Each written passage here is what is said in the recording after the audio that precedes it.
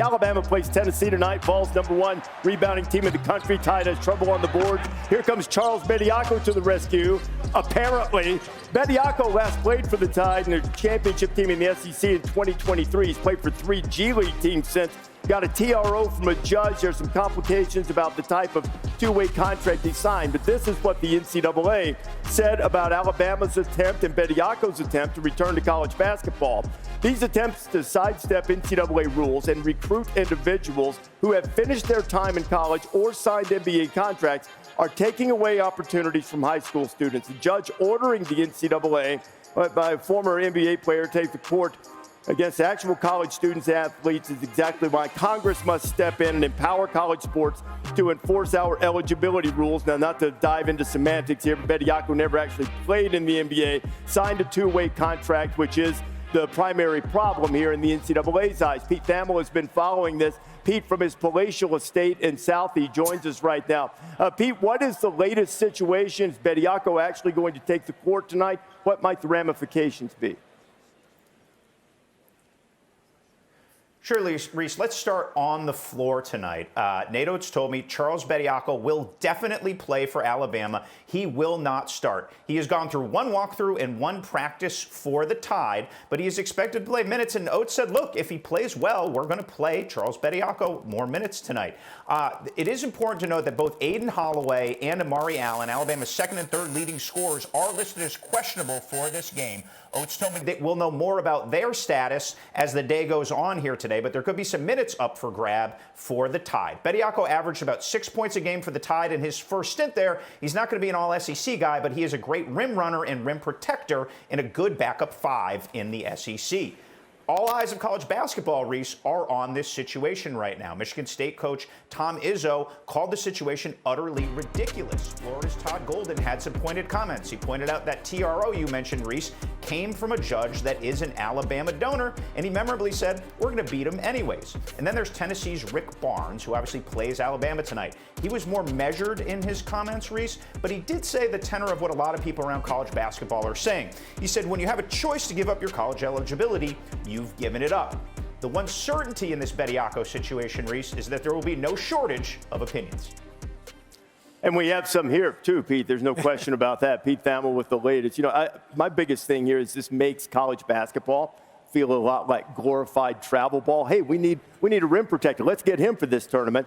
What's the biggest difference or what's the biggest situation between this particular situation with Alabama and Bediako and others like, say, Baylor and James Najee or any number of European guys or other G League guys who are playing college hoops? The NCAA has cleared a number of European professional players to enroll in college and be eligible. They have been cleared as eligible. James Najee is one of those. Even though he went through the draft process and was taken number 31 in the NBA draft, he's 21 years old. They've also declared eligible a few G League players that didn't sign NBA contracts or play in the NBA but played in the G League because they never enrolled in college. The difference is that Charles Bediako was enrolled at Alabama and chose to go into the professional ranks. He signed a 2-way contract. And the NCAA is deeming that an NBA contract, and therefore he is renounced and given up his eligibility. Alabama tried to get him cleared. The NCAA said no.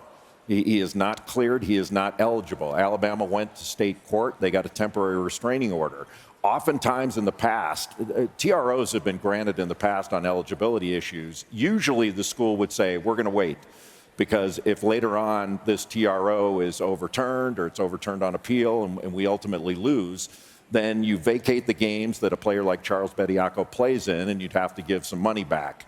And they don't want to take that risk. Alabama is basically saying, look, Charles, this 2-way contract is no different than the European pros. They're similarly situated. It's a distinction without a difference, and they're willing to test it. And look, this is my view.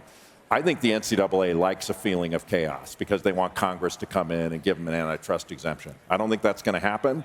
What I think the NCAA should do is make a reasonable rule on eligibility. And if you want to say college basketball or college sports is for undergraduates only within a 5-year window of when your high school eligibility ends, and put it within that window. It doesn't need to be an age thing. It just needs to be that window. If they want to do that, they can, but they haven't shown the will to do it. Look, I kind of agree with Jay. I mean, you kind of set the precedent already by letting European players who have been professional players play.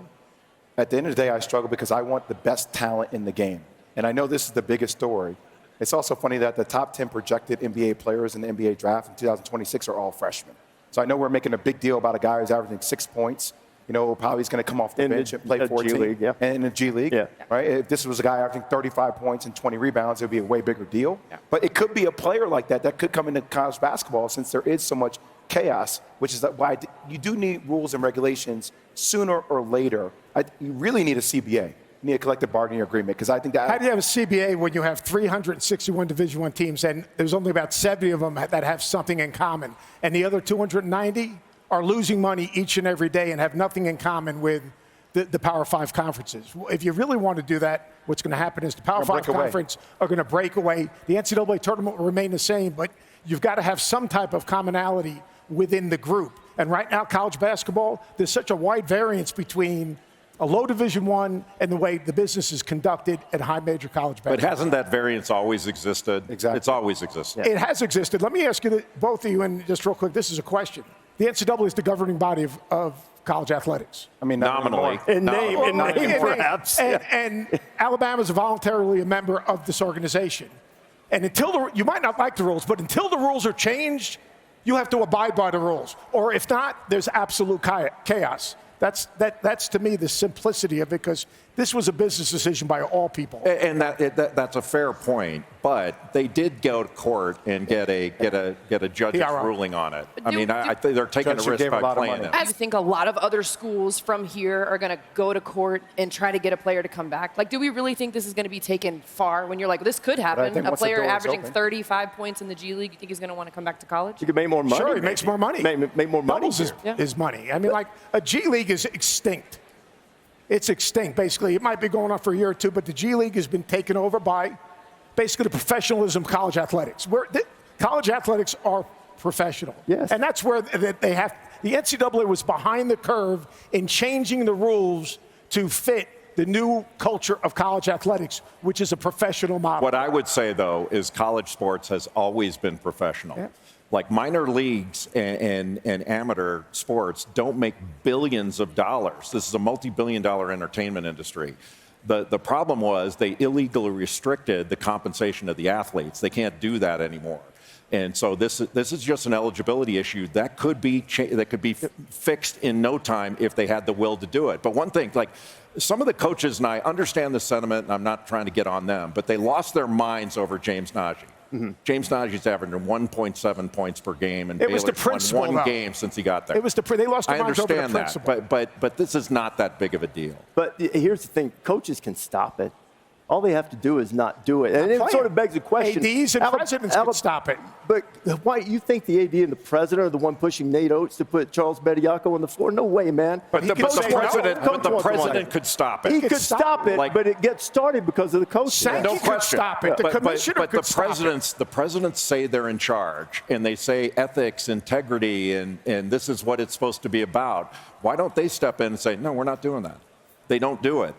Because this is big business. Well, I think a lot of presidents and athletic directors are traditionally academia people. They're not business people, too. So it's that class around the same time. Yeah, final word here, Andrea? Yeah, I mean, as far as this Bediako situation, I don't think it's that big of a deal in terms of what he was doing. He's 23 years old. I understand he was at Alabama. I understand he went to the G League. He didn't have success at the next level, and he's trying to come back. I'm interested to see where it's going to go. It's going to set a precedent, though. Don't you think it's going to set a precedent that now, if he gets cleared, it's going to impact every single player in college basketball can put their name in the draft. They don't get drafted. They can try to get on a summer league team. That doesn't happen. They should be able to do that. They can come up with a framework to handle that. But in addition to they don't have, Alabama, my understanding, they don't have a lot of widespread support for this at the highest reaches, but the chaotic result of it might work for everybody. And it also, I mean, he's within his 5-year window, and the idea, he's not taking a chance away from a high school student. NCAA, handle your business. That's the bottom line in this. Yeah.